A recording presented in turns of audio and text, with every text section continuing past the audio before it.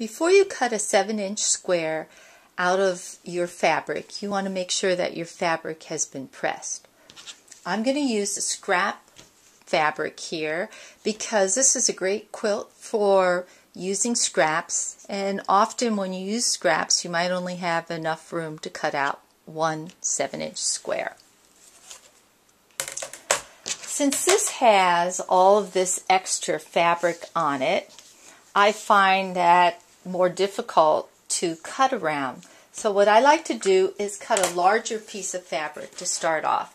So normally this is supposed to be a 7-inch by 7-inch.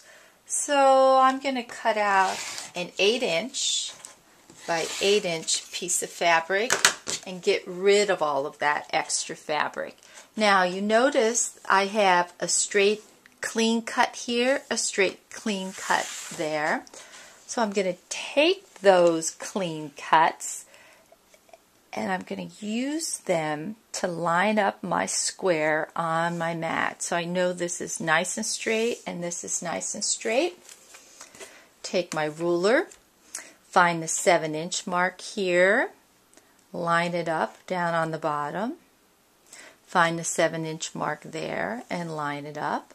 And when I have decided that everything's nice and straight, I take my rotary cutter, cut away, move, cut away from me here, and take that excess, and now I have a 7-inch square.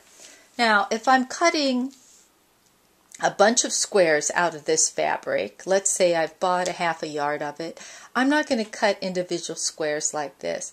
What I'm going to do is cut strips that are 7 inches wide and then cut it down. In the next video I'll show you how to do that.